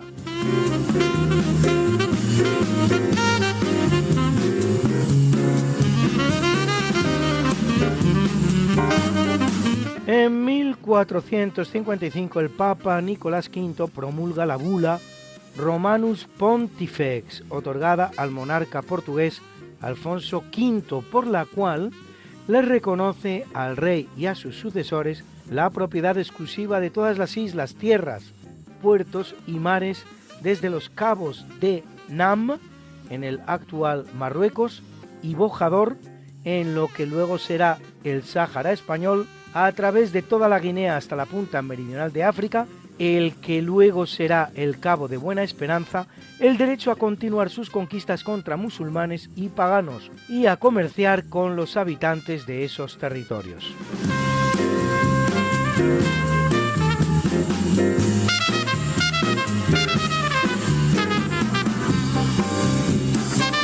En el capítulo siempre fecundo de la conquista, colonización y evangelización de América por los españoles, que va a permitir a los indígenas americanos el tránsito del Neolítico al Renacimiento en apenas 2 generaciones, un tránsito que a los europeos había costado 7.000 enteros años, en 1537, durante el papado de Pablo III, se crea en Perú la diócesis de Cuzco, la primera de toda América del Sur, siendo el español Vicente de Valverde su primer titular. En ella será maestro de capilla uno de los grandes compositores de la historia de la música española, Juan de Araujo, a quien debemos esta joyita de la música religiosa, los coflades de la Estrella, Negritos a la Navidad.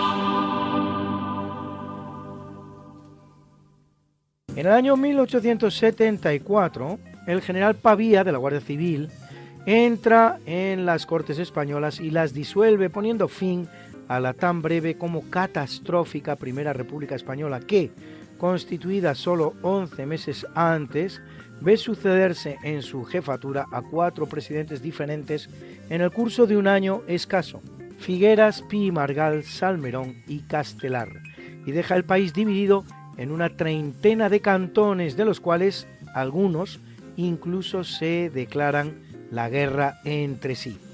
Se dice que Pavía entró a caballo en el hemiciclo, pero no parece que sea real. Lo que sí es real es que cuando los guardias civiles entraron, algunos diputados hicieron la pantomima de salir por las ventanas, a lo que los guardias civiles les decían con toda tranquilidad: ¿Pero por qué salen ustedes por las ventanas, pudiendo hacerlo por la puerta?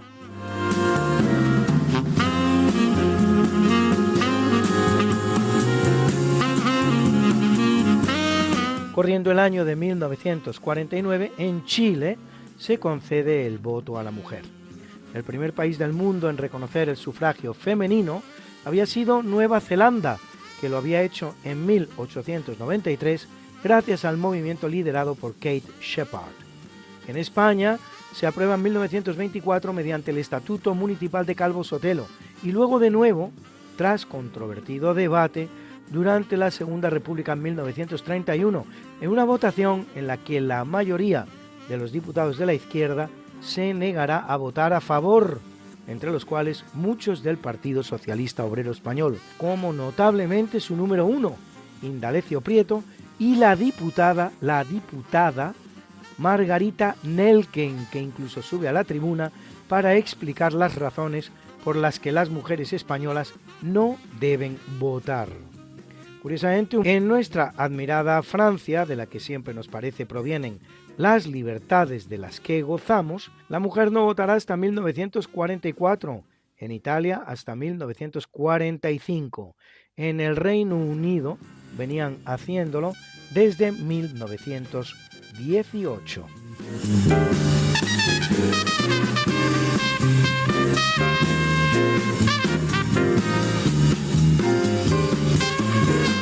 Y en el año de 1959, llamado por la Asamblea Francesa a sustituir al primer ministro Pierre Fimelin ante una tesitura que amenazaba con una guerra civil en el país, y tras gobernar 6 meses mediante decretos y trabajar en una nueva constitución para Francia, Charles de Gaulle toma posesión como primer presidente de la recién nacida Quinta República Francesa de su creación en las primeras elecciones que el nuevo régimen convoca.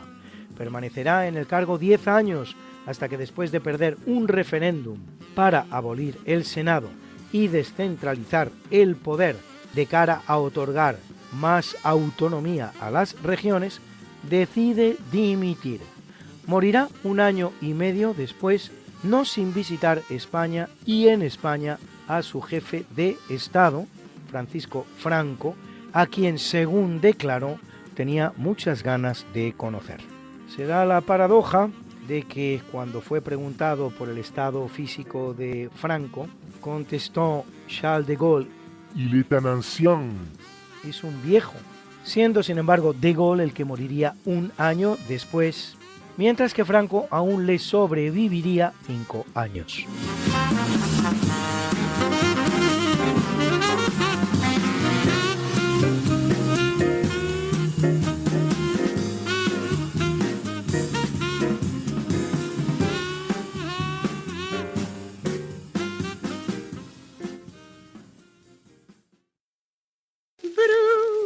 Bruna nació María y está en la cuna, nació de día, tendrá fortuna, bordará la madre su vestido largo y entrará a la fiesta con un traje blanco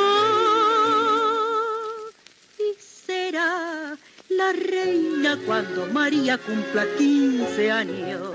Te llamaremos Negra María, Negra María, que abriste los ojos en carnaval. En el capítulo del natalicio nace en 1587 Johannes Fabricius, forma latinizada de su nombre de pila, Johann Goldschmidt, médico y astrónomo alemán que será el primero, incluso antes que Galileo, a quien muchos se lo atribuyen, en observar las manchas solares a través de un telescopio, observación que describe en su obra De Maculis in Sole Observatis et Apparente Earum cum Sole Conversione, publicada en 1611. Una mancha solar es una región del Sol que tiene una temperatura más baja y con una intensa actividad magnética. Consta de una parte central oscura llamada umbra y de una penumbra más clara que la rodea, y puede llegar a medir hasta 12.000 kilómetros, esto es, casi el diámetro de la Tierra, que es de 12.756 kilómetros en el Ecuador y de 12.714 en los polos, ya que, no se olvide, la esfera terrestre se halla algo achatada en los polos, como demostró precisamente el científico español y marino Jorge Juan. Luis. ¿Qué pasa, Mariate? ¿Les has recordado ya a nuestros oyentes lo de nuestro programa? Hija, qué susto. Pues no, la verdad.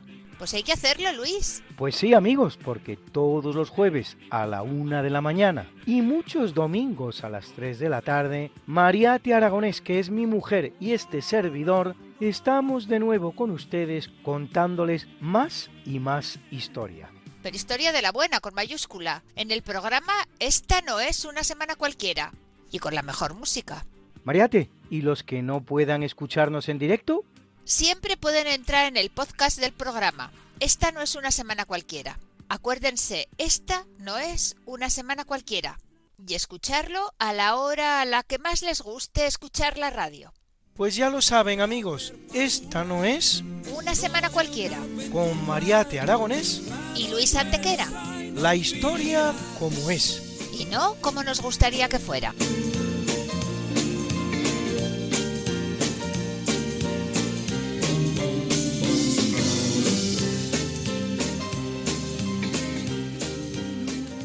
Erano giorni di maggio, tra noi si scherzava a raccogliere ortiche.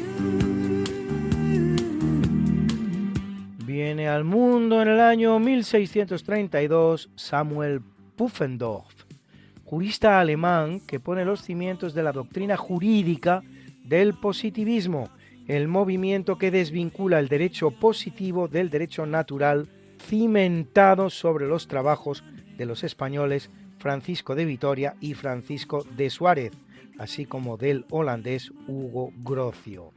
La obra de Pufendorf ejercerá gran influencia en la de autores posteriores como John Locke, Jean-Jacques Rousseau o Denis Diderot.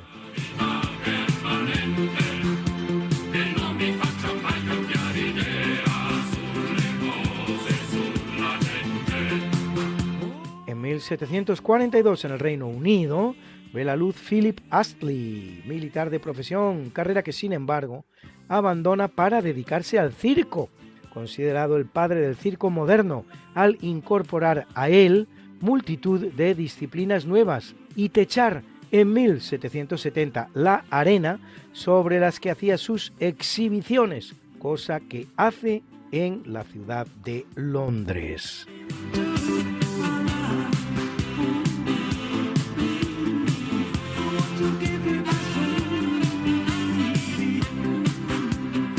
Viene al mundo en el año 1870 Miguel Primo de Rivera, militar español que acabará siendo presidente del directorio que gobierna España entre los años 1923 y 1930, merced a un golpe de Estado que dio él mismo en Barcelona con ocasión de la crisis en que sumió al país el llamado desastre de Anual, una terrible derrota del ejército español en Marruecos con 11.000 muertos en total, entre los cuales, caído con toda gloria, el teniente Francisco Arce Guerrero de Escalante, mi tío abuelo, hermano de mi abuela y propuesto para una laureada que terminó decayendo por la mera desidia de los gobiernos españoles que dirigían entonces el país. Muy triste.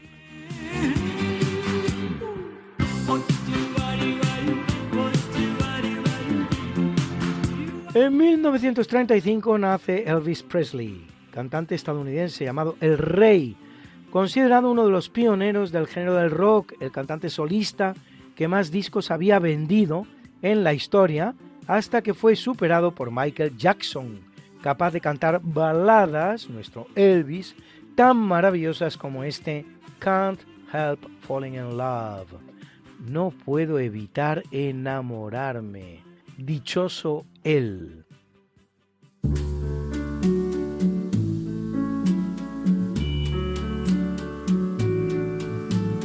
Wise men say only fools rush in,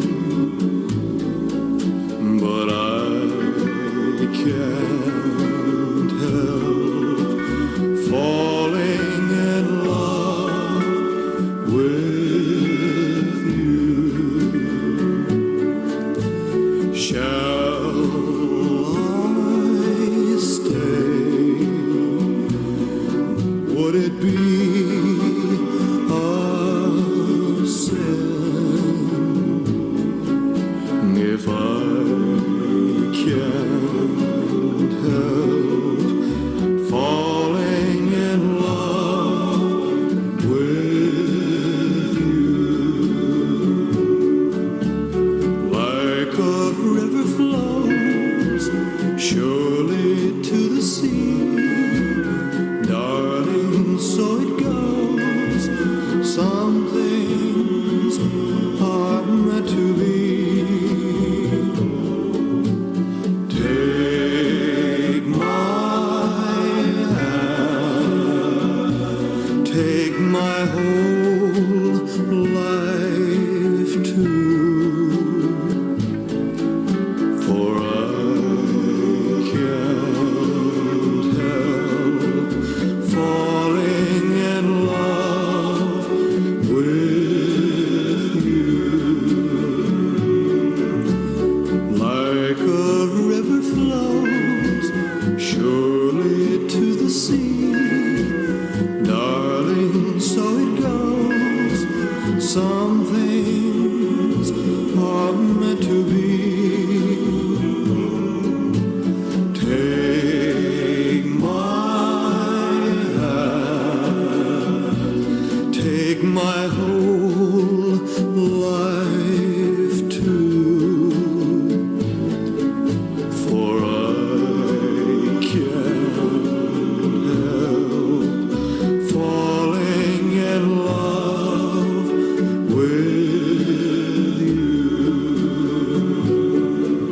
for I can't help falling in love with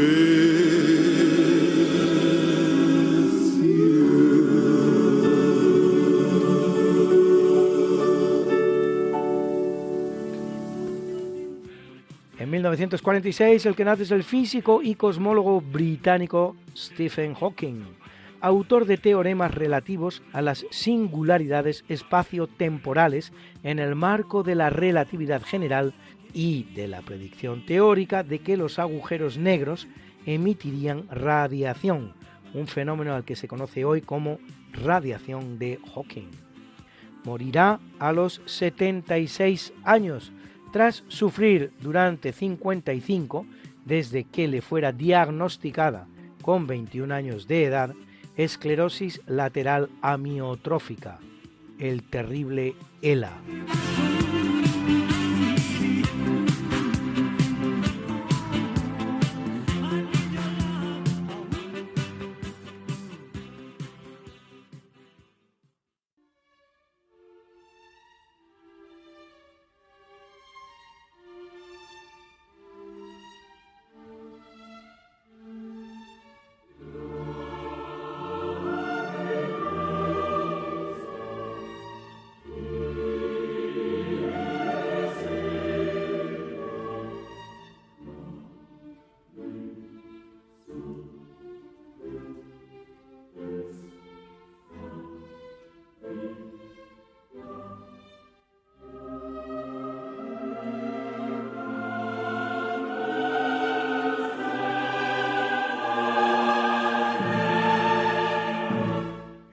el capítulo del obituario, muere en 1198 Giacinto Bobone, más conocido como Celestino III, centésimo septuagésimo quinto Papa de la Iglesia Católica, elegido cuando tenía nada menos que 85 años, y aún así su papado durará 7.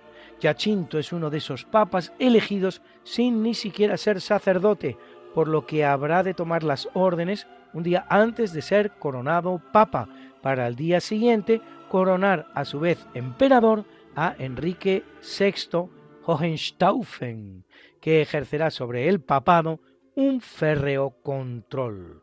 Consagra la Orden Teutona, una de las 3 grandes órdenes militares de Tierra Santa, junto a templarios y hospitalarios, e intentará dejar elegido a su sucesor en una suerte de monarquía papal, cosa que le será taxativamente denegada por los cardenales.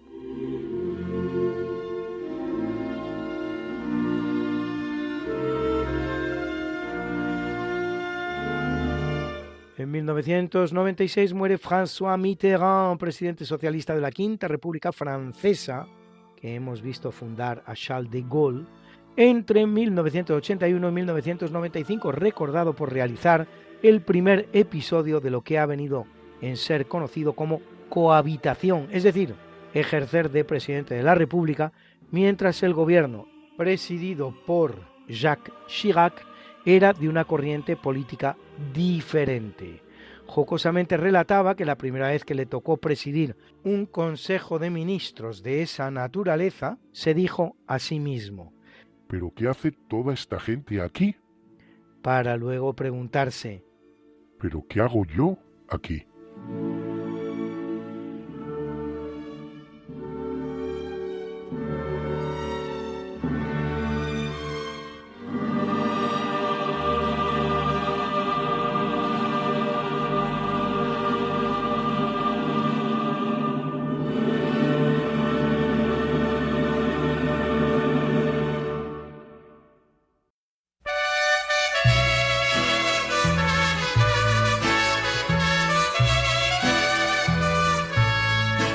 Estas son las mañanitas que cantaba el rey David. Hoy por ser día de tu santo, te las cantamos aquí. Despierta, mi bien, despierta, mira que ya amaneció.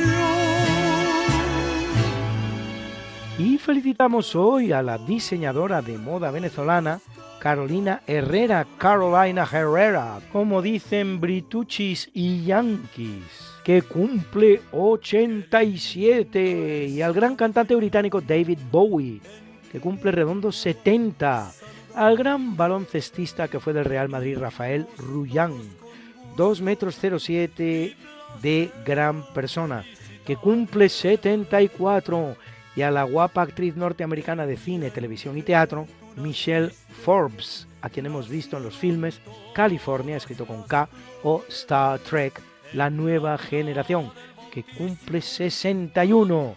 La preciosa actriz canadiense Sarah Polley, que debutara con 4 años en la película Navidades Mágicas y cumple hoy 47. Y la no menos guapa actriz canadiense Jessica Parker Kennedy, que trabajó en las series Undercovers o The Secret Circle, que cumple 42. Este día quiero adornar, hoy por ser día de tu santo, te venimos a cantar.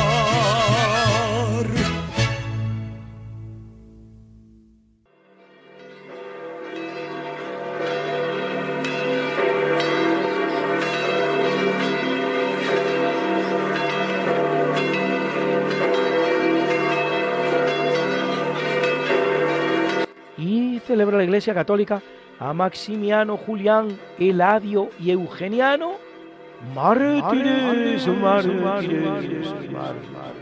a Apolinar Paciente, Máximo, Gerardo y Alberto, obispos, a Severino y Severiana, abades, abades, abades. Y a Luciano, presbítero, presbítero, presbítero. Got something that must be done, and it can only be done by one. There is nothing more to say, except it's a lovely day for saying it's a lovely day.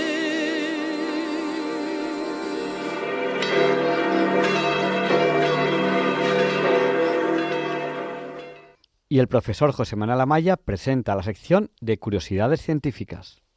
Buenas noches, señoras y señores oyentes. Soy José Manuel Amaya y, como siempre, un honor dirigirme a ustedes desde esta emisora y desde este magnífico y extraordinario programa dirigido por el profesor don Javier Ángel Ramírez, doctor ingeniero de minas y arquitecto. La semana pasada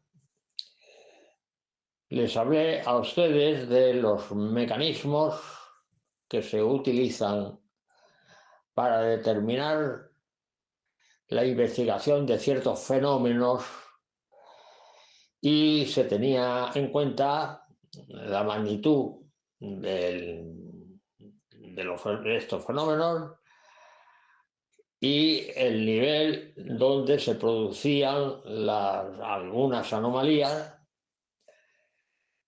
y, como consecuencia de ello, la magnitud de las entidades que formaban parte de estos fenómenos. Se hicieron dos apartados. Un primer apartado a bajo nivel, como por ejemplo fenómenos cuánticos, y otro apartado a gran nivel. La importancia del apartado a gran nivel era de considerable, en fin, observación, porque al aplicar la teoría newtoniana al movimiento de un planeta, concretamente Urano, la trayectoria que se obtenía no era exactamente la real. Entonces había que considerar una perturbación externa a este planeta Urano, que era el responsable de esta anomalía, de esta desviación. Y el fenómeno se interpretó de que podía tratarse de la existencia de una gran masa que era la que producía la desviación de la trayectoria del planeta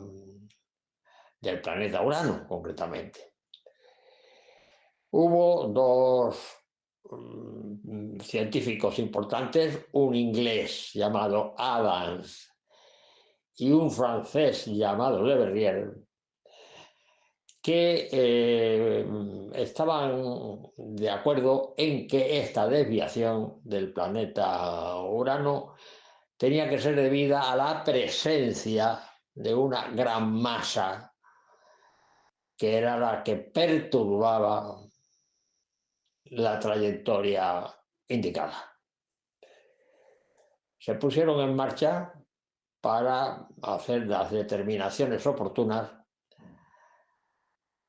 con el objeto de determinar si es que era de esa forma esa gran masa perturbadora.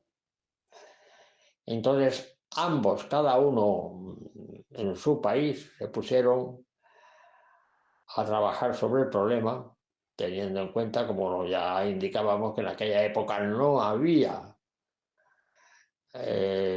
aparatos, ordenadores para hacer los cálculos oportunos y resolver el problema. Había que hacerlo a mano y con papel y lápiz. Evidentemente, y bajo este punto de vista, el tiempo de determinación de esa gran masa, si es que existía, pues se prolongó lo suficiente para tener en cuenta que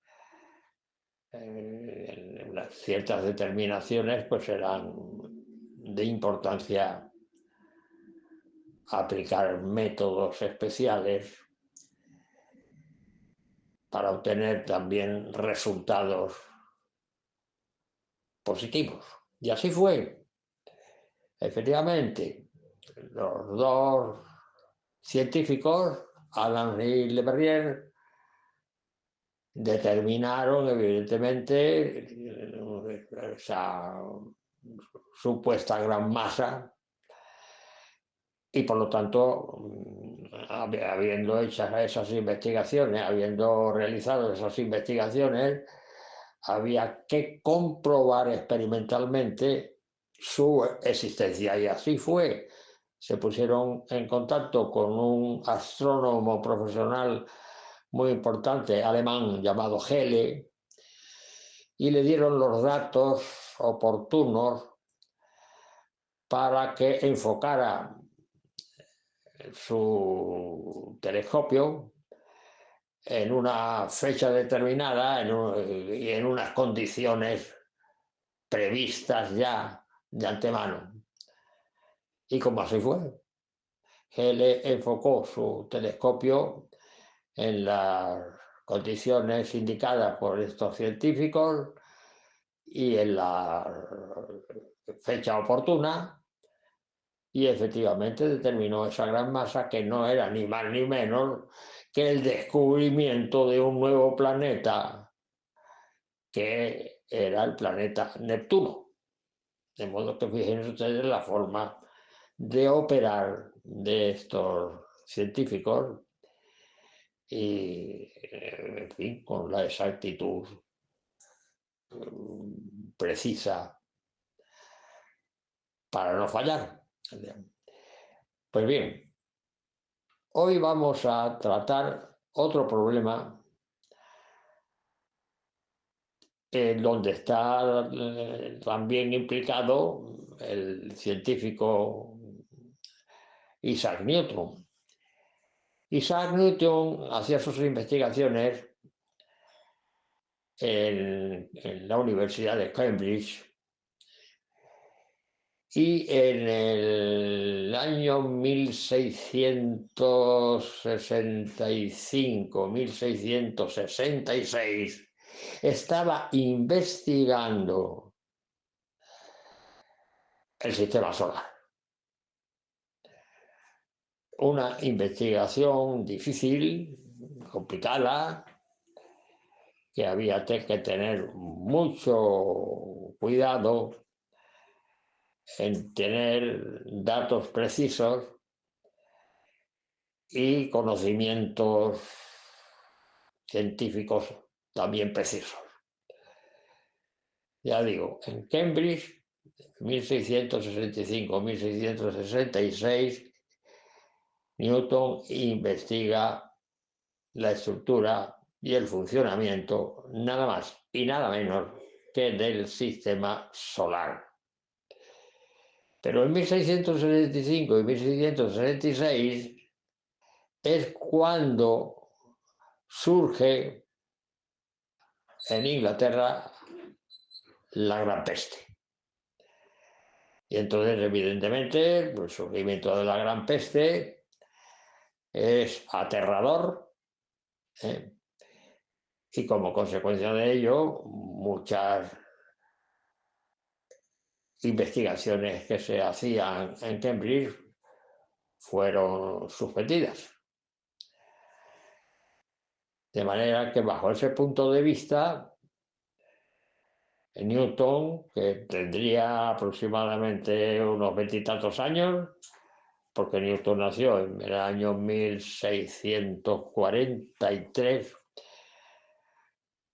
al producirse el fenómeno de la Gran Peste en Cambridge, decide Newton suspender sus investigaciones sobre el sistema solar y abandonar Cambridge, marchándose hacia el norte de Inglaterra, a la zona donde nació concretamente. Entonces suspende las investigaciones del sistema solar, las aplaza. Y entonces se dedica a investigar otros fenómenos que estaban, digamos, al descubierto en ese sentido. De manera que bajo ese punto de vista el sistema solar retrasa su estructura y sí propone que el sistema solar está formado por unas determinadas masas, unas de forma esférica, que dan la forma de los planetas, concretamente, la forma esférica. Y no se da cuenta, o de momento deja al margen, que al sustituir los planetas por esferas, son superficies o sólidos perfectos, la masa de esas esferas, por la simetría que tienen, se puede localizar íntegramente en el centro de la esfera. Porque el centro de la esfera, como la esfera se supone homogénea, es lo que se llama en mecánica el centro de masas. Por lo tanto, las esferas se pueden sustituir por puntos, que son los centros de masas de estas susodichas esferas. Y vamos a ver entonces ya para la semana que viene qué hay que hacer con esos puntos, cómo hay que distribuirlos, cómo hay que tratarlos y cómo hay que hacer las aplicaciones mecánicas, físico-mecánicas oportunas. Y hasta aquí mi intervención de hoy, deseándoles a ustedes muy buenas noches y hasta la semana que viene, si Dios quiere. Muchas gracias, profesor José Manuel Amaya. Terminamos el programa de hoy. No nos olviden en sus oraciones. Y ahora el Catecismo de la Iglesia Católica. Les esperamos la semana que viene, si Dios quiere. No falten.